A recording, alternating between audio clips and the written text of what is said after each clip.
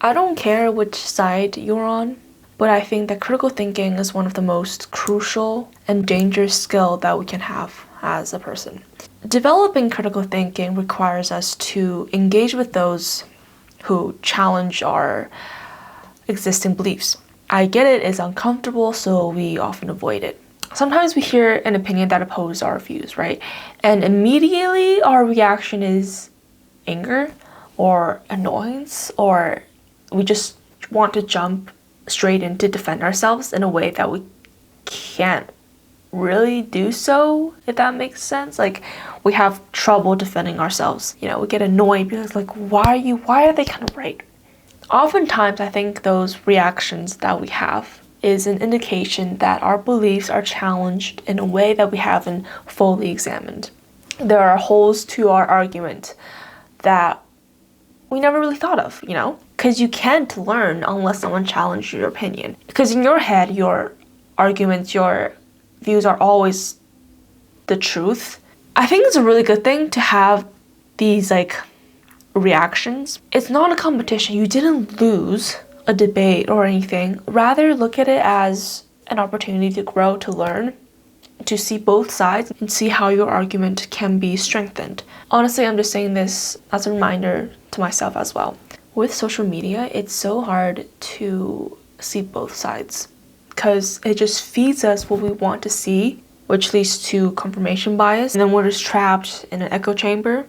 And my videos too, what I say, like even right now, like many social media content, I'm likely, reinforcing certain views that some of you guys might hold. But the thing is, I'm not forcing anybody to believe in what I believe. I'm not imposing my opinions on you. I'm just simply articulating and expressing my views on certain topics, which I have concluded through the process of asking questions and being skeptical. That's why I open the comments to all kinds of opinions. I want people to comment if they disagree with me or if they agree with me or just any thoughts that I might have missed. If someone comments an opposing view that I've never encountered, they might not know it, but they're actually helping me in a way. And that is only if the comment is actually logical. 4 years ago, my stance on many topics would have been so different in many ways compared to today. And that is, again, through questions and my own personal experiences. It's so comfortable just to stay in your own bubble and search on the internet on things that will reinforce your idea, reinforce your ideology, they'll confirm your beliefs. And it's so easy to do that because the internet, obviously, you can't just read what you want to read and you can't just listen to what you want to hear. If you've read The Wealth of Nations, for example, go read, the Communist Manifesto or vice versa, So really challenge yourself to seek out the other side and to understand the other perspective. Sometimes I see an argument that's super persuasive, but I can still disagree with it.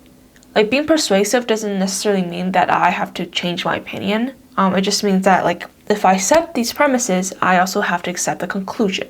But it doesn't mean that I have to agree with it. Another reason I think our critical thinking skills is lacking is due to education.